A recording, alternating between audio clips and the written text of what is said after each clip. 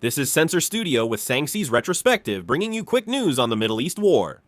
Iran's presidential office demanded compensation, saying the Strait of Hormuz would reopen only if extra toll revenue is used for war damage compensation. The Iranian foreign minister urged the UN Security Council and IAEA to condemn the United States' criminal acts.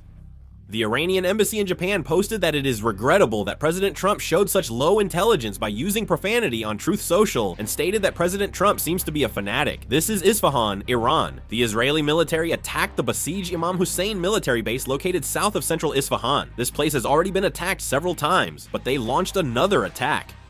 The Iranian military launched a ballistic missile at Haifa, Israel, hitting a residential area and causing major damage. This is the sky over northern Israel. The projectile was captured flying through the air. It's a projectile flying toward Israel. In Beirut, Lebanon, Israeli airstrikes are currently continuing. Jong Mo from Lebanon said Israeli airstrikes have increased slightly.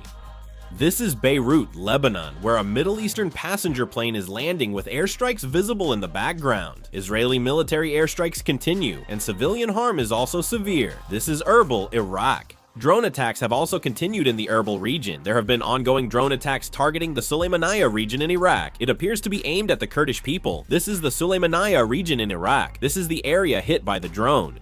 The Israeli Air Force said it struck Hezbollah's suspected command headquarters in a church in southern Beirut and two Al-Amana gas stations elsewhere in Lebanon. U.S. Central Command released footage of an Iranian reconnaissance drone shot down over the Persian Gulf.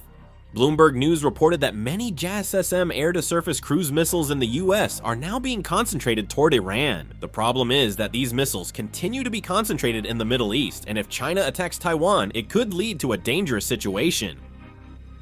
The near-total internet shutdown enforced by the Iranian government has been recorded as the longest nationwide internet blackout ever seen in any country, and this is further amplifying the discontent of the Iranian people, who are already suffering from the war between the United States and Israel. According to Axios, President Trump declared that if negotiations are not reached by Tuesday, he will destroy everything. According to Al Arabiya, President Trump stated that negotiations are currently underway and that there is a high possibility of reaching an agreement tomorrow. According to Fox News, the United States has already sent many firearms to Iranian protesters, but it was explained that the Kurds took the firearms in the process. However, it is said that an uprising did not actually occur. The United States and Israel have confirmed a joint list of attack targets in Iran and have completed operational coordination. Al Zamir stated that the Israeli military has designated the entire area south of Lebanon's Litani River as an operational zone for combat with Hezbollah. The Israeli military is intensifying ground attacks in this area. Due to Israel's intensified attacks on Lebanon and the ground invasion of the southern region, more than 1.1 million people across Lebanon have been forced to flee their homes. The Qatari Ministry of Foreign Affairs said it discussed regional tensions and peaceful conflict resolution with Kuwait. Anwar Gargash, a presidential advisor in the UAE, stated that the UAE is willing to participate in the US-led international efforts to ensure navigation safety in the Hormuz Strait. Wang Yi, China's foreign minister, said a ceasefire is the key to solving navigation problems in the Hormuz Strait. The 8 member countries of OPEC Plus announced that, as the oil war shaking the energy market continues, they will increase crude oil production by 206,000 barrels per day starting in May.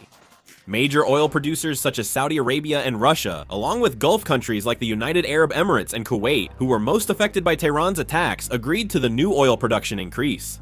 The UN peacekeeping spokesperson in southern Lebanon reiterated that peacekeepers must be allowed to do their job in the area, where heavy fighting continues between Israel and Hezbollah.